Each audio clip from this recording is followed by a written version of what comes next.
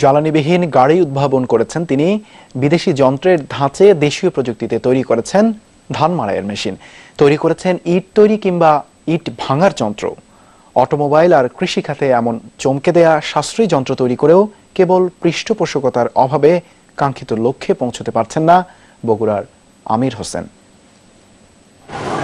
ইন্টারনেটে যারা অ্যান্টিক গাড়ির কালেকশন দেখেন তারা হুট করে একটু হোঁচট খেতে পারেন। বলা হয়ে থাকে মহারানী ভিক্টোরিয়ার গাড়ির আদলে তৈরি করা হয় এটি। 2006 সালে এই গাড়ি তৈরির পর রীতিমতো হইচই ফেলে দেন বগুড়ার আমির হোসেন। বিভিন্ন মেলায় প্রদর্শনীর পর ব্রিটেন সহ বিশ্বের অনেক দেশ থেকেও এসেছিল এমন গাড়ি তৈরির অর্ডার। এর বছর দুয়েক পর জ্বালানিবিহীন আরেকটি গাড়ি আবিষ্কারে আরেক দফা আলোচনায় আসেন আমির। শুধু কার্বন দণ্ড দিয়ে চলতে সক্ষম গাড়িটির প্রযুক্তি সত্ত্ব কিনতে নামিদামি অনেক বিদেশি ব্র্যান্ড আগ্রহী হলেও রাজি হননি উদ্ভাবক।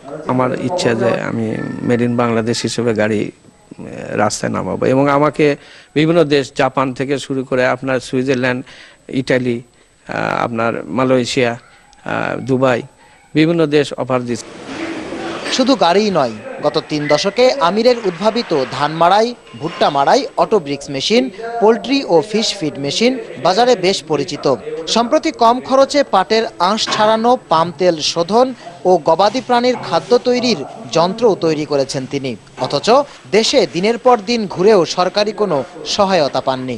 আমাদের মতো 2-4 জন যেগুলো প্রযুক্তিবিদ আছে তাদেরকে যদি সরকার সাপোর্ট দেয় কাজের মাধ্যমে, এগুলো জিনিসগুলো যদি আমরা করতে পারি, তাহলে এটা শুধু আমাদের দেশি চাহিদা মেটাবে না, বিদেশেও রপ্তানি করা যাবে। এই সুযোগ সৃষ্টি করতে হবে। 1860 সালে দাদার তৈরি কামারশালাকে 1940 সালে লেদ কারখানায় রূপ দেন আমির হোসেনের বাবা। অন্য 6 ভাই ভিন্ন পেশায় গেলেও সেই কারখানাকে আমির হোসেন গত কয়েক দশকে রূপ দিয়েছেন ইঞ্জিনিয়ারিং ওয়ার্কশপে। ঐতিহ্য উপস্থাপন, জ্বালানি সাশ্রয় কিংবা স্বল্প মূল্যে কৃষি সহায়ক যন্ত্র, সব দিকে সাফল্য পেলেও সরকারি পৃষ্ঠপোষকতার অভাবে এই উদ্ভাবকের সব নির্মাণ থেকে যাচ্ছে সবার আড়ালে। সংশ্লিষ্ট মন্ত্রণালয়গুলোর সদিচ্ছা আর আর্থিক সহায়তা পেলে দেশীয় এসব প্রযুক্তিকে কয়েক ধাপ সামনে এগিয়ে নিতে পারবেন এমন বিশ্বাস আমির হোসেনের।